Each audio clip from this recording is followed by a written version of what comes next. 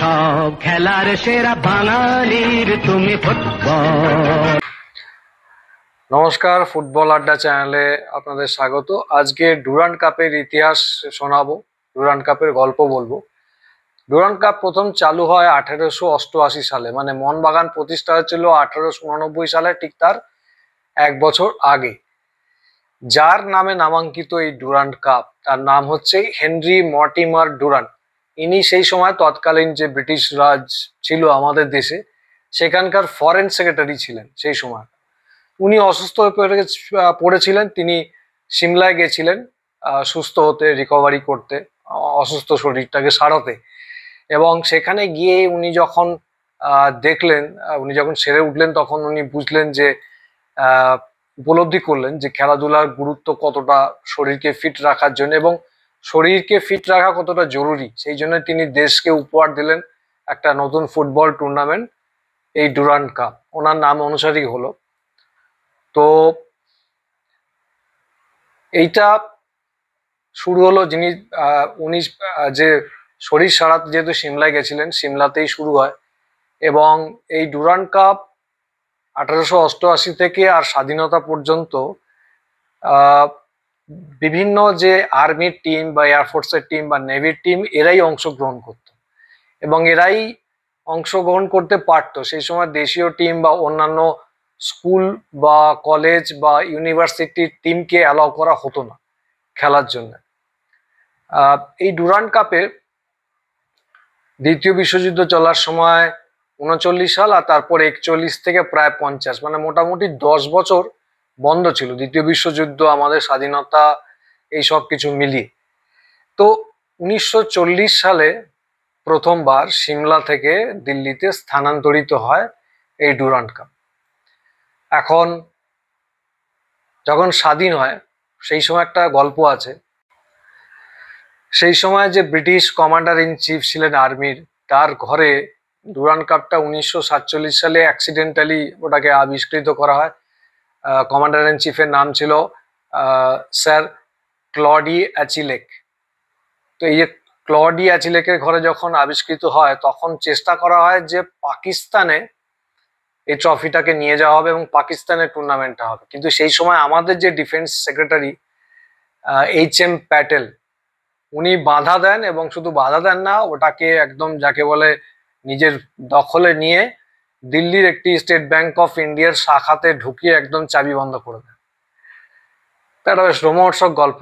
এবং তারপর থেকে ইন্ডিয়ান আর্মি এই ট্রফিটাকে কন্টিনিউ করছে। এখন ইন্ডিপেন্ডেন্সের পর প্রথমবার যখন অনুষ্ঠিত হয় এই ট্রফিটার খেলাটা অনুষ্ঠিত হয়, ফাইনালে চ্যাম্পিয়ন হয় হায়দ্রাবাদ সিটি পুলিশ, আমাদের এই মোহনবাগানকে 1-0 গোলে হারিয়ে। এই যে টুর্নামেন্টটা চলছে, এটা দিল্লিতেই তারপর থেকে চলে আসছে, হয়ে আসছিল। 2013 সালে তখন যে ডিফেন্স মিনিস্টার ছিল মনোহর পারিকার, তো উনি একবার গোয়াতে নিয়ে গিয়ে করিয়েছিলেন 2013 সালে। আর 2019 সাল থেকে পশ্চিমবঙ্গ সরকার, গভর্নমেন্ট অফ ওয়েস্ট বেঙ্গল এবং আর্মি মিলিয়ে কলকাতাতে বা ইস্টার্ন জোনে এটাকে করানো হচ্ছে, যাতে আরো বেশি সংখ্যক দর্শক খেলা দেখতে আসে এবং আরো বেশি জনপ্রিয়তা লাভ করে এই ডুরান্ড কাপ। এবং এবছর তো জানেন যে এছাড়াও অন্যান্য স্টেটেও খেলা হচ্ছে ডুরান্ড কাপ, পশ্চিমবঙ্গ ছাড়াও। এই যে ডুরান্ড কাপের হিস্ট্রি, এই হিস্ট্রিতে সব থেকে সফল দলের নাম হচ্ছে মোহনবাগান। মোহনবাগান 17 বার চ্যাম্পিয়ন হয়েছে। ঠিক তারপরেই আছে ইস্টবেঙ্গল। ইস্টবেঙ্গল 16 বার চ্যাম্পিয়ন হয়েছে, এবং তৃতীয় পজিশনে আছে আমাদের বর্ডার সিকিউরিটি ফোর্স, এরা 7 বার চ্যাম্পিয়ন হয়েছে। সব থেকে বেশি বার অ্যাপিয়ার করেছে খেলার জন্য মোহনবাগান, 31 বার, এবং এই 31 বারের মধ্যে 17 বার চ্যাম্পিয়ন হয়েছে, মানে 50%-এরও বেশি মোহনবাগান চ্যাম্পিয়ন হয়েছে ডুরান্ড কাপ। আর পরপর 3 বার জেতা, এটা মোহনবাগানের বেশি করেছে 2 বার, পরপর 3 বার, মানে হ্যাট্রিক যাকে বলে। তো এরম ভাবে 2 বার কিন্তু মোহনবাগান জিতেছে, আর পরপর 3 বার, মাত্র একবারই ইস্টবেঙ্গল জিতেছে।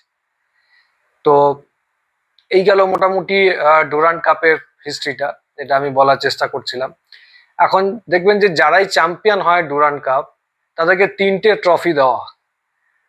এই তিনটে ট্রফি কি কি আপনারা স্ক্রিনে দেখতে পাচ্ছেন। একটা হচ্ছে সিমলা কাপ। এখন 1904 সালে সিমলার যারা তখনকার অধিবাসী ছিল তারা ভালোবেসে একটা কাপ এই টুর্নামেন্ট কমিটিকে দিয়েছিল যে আপনারা এই কাপটা আমাদের তরফ থেকে আপনাদেরকে দিলাম, আপনারা চালান। তো সেই টাইম থেকে সিমলা কাপ চলে আসছে। এরপরে 1956-এ প্রেসিডেন্ট কাপ প্রথমবার দেওয়া হয় ডক্টর রাজেন্দ্র প্রসাদের হাত দিয়ে।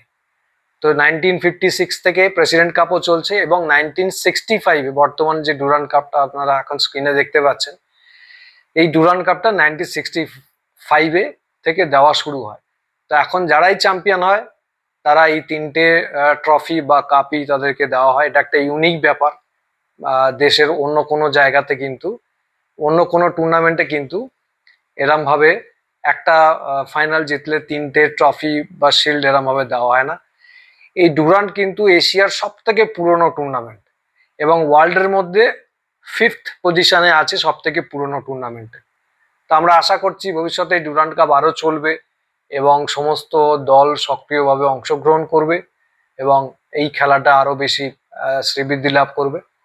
তো আপনারা জানাবেন যে এই যে ভিডিওটা আমি করলাম, ডুরান্ডের গল্প আপনাদের শোনালাম, কেমন লেগেছে, এবং অবশ্যই কমেন্ট করবেন এবং আমাকে অবশ্যই জানাবেন যে আর কি কি বিষয়ে ভিডিও করলে আপনারা